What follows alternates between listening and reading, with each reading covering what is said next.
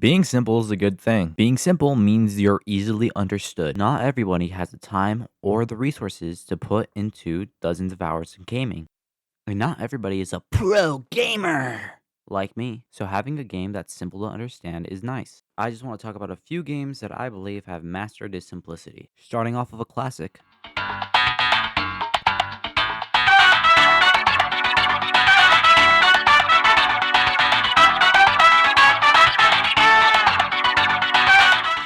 Portal. The concept of a portal is easily understood by everybody. You walk in through one end, you come out through another. Simple. And what Portal does, they give you a portal gun, which shockingly creates portals. The gun shoots out two portals, an orange and a blue one, and they connect, which is simple and easily understood by anybody. The thing that Portal does really well, they introduce new obstacles over time. They introduce big buttons that need cubes to be placed on them so they can activate something. They introduce high energy pellets that need to be placed in their catchers so they can activate something else. And then they introduce physics into the portals. So if you're falling into a portal from really high up and you have a portal facing a different direction, you're going to be blasted in that direction. And turrets that will kill you on sight. And the adding of new obstacles to the simple concept of portals makes it for interesting and entertaining puzzles. The creative storytelling and the writing and the environmental storytelling and the amazing writing of Portal is absolutely amazing. And it just gets even better in the second game. They add a bunch of new obstacles. The writing is amazing. And they add amazing environmental storytelling. And they add lore. Intertwines the world of Portal with the world of Half-Life. Now, I ain't no Half-Life expert, but that's pretty cool. And if you want even more Portal content, the community is active as ever, and they have made amazing mods, even ones that basically is Portal 3. The next game I want to talk about is Bellatro. It's basically poker with roguelike elements. And I'm telling you, I'm addicted to this game. I have this game on my phone, my PlayStation, and my PC. No, I don't have a problem. You have a problem. But what if you don't know how to play poker? I didn't know how to play poker before I played this game. But the game, luckily enough, gives you a little cheat sheet to give you which hand type is better in each situation. You're ranking them from the lowest to the best. The game basically works in two ways. How many chips you score and how much mult you get. Chips are basically the amount of regular scoring a card will give you. For an example, the 7 of hearts will give you 7 chips, the king of spades will give you 10 chips, and the ace of diamonds will give you 11. Simple. And now, multiplication, or mult for short, is basically multiplying your chips together. So let's say you have a card that gives you 5 mult for every face card you play, and you play a straight with a king, a queen, and a jack. You'll get plus 15 mult, plus your chips, those will multiply together, boom, high score. But how do you gain mult? Well, that's where the jokers come in. Each joker has their unique ability, either adding mult, adding chips, multiplying your mult, or doing something crazy like multiplying your mult by 1.5 per king in your hand. There's jokers that give you money, jokers that remove cards from your deck, jokers that add cards to your deck, and many more. And Bellatro is all about finding the right combination of jokers and trying to make it past ante 8. And my personal favorite part of Bellatro is going as far as possible that I can past ante 8. The highest that I ever done, I believe, was ante 24. And you try to find synergies with jokers. For example, the earlier joker that I mentioned that multiplies your mult by 1.5 per king in your hand, that's the Baron. But if you grab the Mime as well, it re-triggers all the effects that happen in hand. And if you make all your cards steel cards, then you get an additional 1.5 mult. And if you add a red seal, it re-triggers the card again. So you have that times 3. And now for each king in your hand, you have 6 1.5 mult.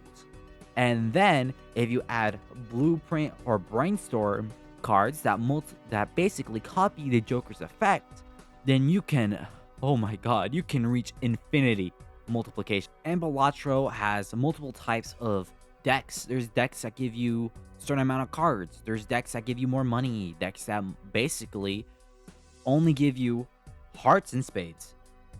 And there's a lot more. And this game has 150 jokers, and I believe there's an update coming soon, which will add even more. Easy to understand, easy to play, addictive, and extremely fun. That's why Bellatro is extremely simple and easy to understand.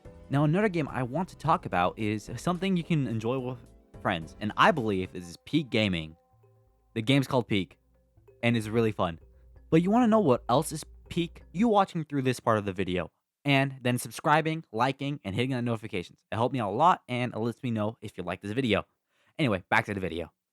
Peak is a simple premise. You're a bunch of scouts that plane just crashed on an island, and the best way for you to get out of there is climb to the peak of the mountain and using players to call for a helicopter. But this mountain is huge. It has 4 biomes, and you need help to do it. That's why this game, you can do it with your friends. I don't know how the devs did it, but this game has one of the best proximity chats I have ever used, which could lead to some funny moments. This crap. Stamina's low. I don't know if I can make that jump.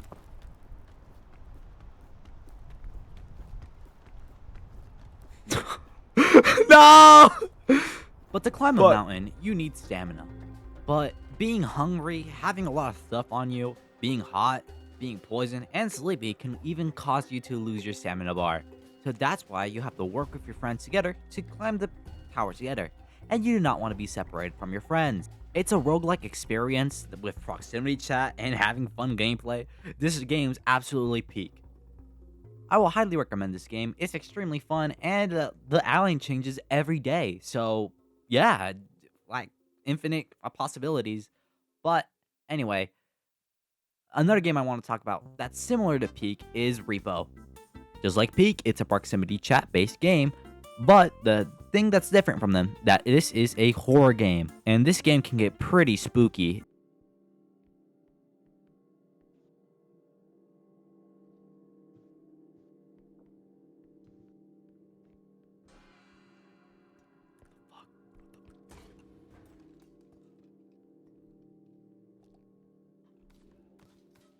It got me shivering my boots sometimes. All jokes aside, this is not really that scary, but there is some scary moments in this game.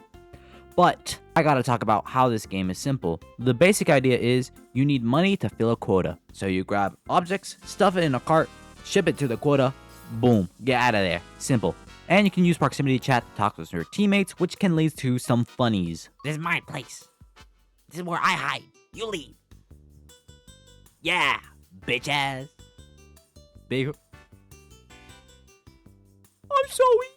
Please don't look at me that way. Please. But if it's just getting stuff, then the game's simple. What you have to worry about are the entities. People that are trying to kill you during your job.